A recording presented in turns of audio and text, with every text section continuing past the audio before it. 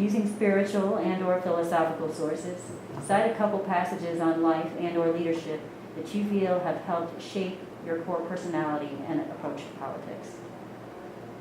Well, it's, I do think that having those important guide stones to turn to for the 4 years before I went to Congress, I was the president of Southwest Baptist University,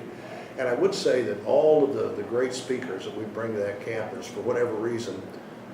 generally had a sense that, well, while I'm here, I probably need to do what I can to improve the president's view of life and who he is. And so I've had a chance to sit down with great people to talk about the right principles of economics, the right principles of your values. There's a great verse in Ephesians, I think it's the first chapter, the 13th verse, where Paul's talking about being in the prison, and he's from the prison, not in Ephesians, because he's writing back to the church at Ephesus, and he says something like, everybody here knows I'm here for the cause of Christ. I'm a Christian, so that's my commitment, my worldview. But it's also one of those good things that you want to always remember who you are, and you want to give evidence of who you are in a way that everybody that you deal with knows that there's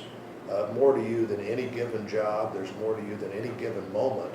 and there's a consistency that while nobody's perfect, that there's a consistency that you try your best to be part of who you are. Thank you. What do you view as an appropriate and healthy ratio of federal to state dollars in Missouri's annual budget? Well,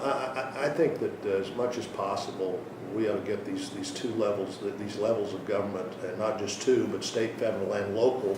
back into sync. I think the more that you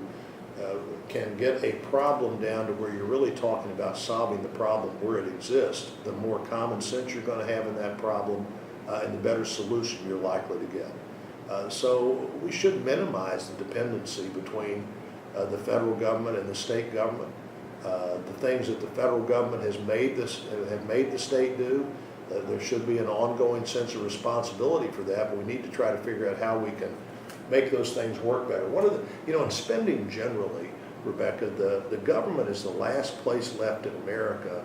that measures how much it cares about something based on how much it spends on it instead of the results you get. And to get this spending under control, one of the things we've got to do is become much more focused, like everybody else in America has had to be at the government level, at all levels, on what are the results, and quit saying you care or don't care based on how much money you spend. How are we using all of the resources available to us, private and public, to produce the best result rather than spend the most money?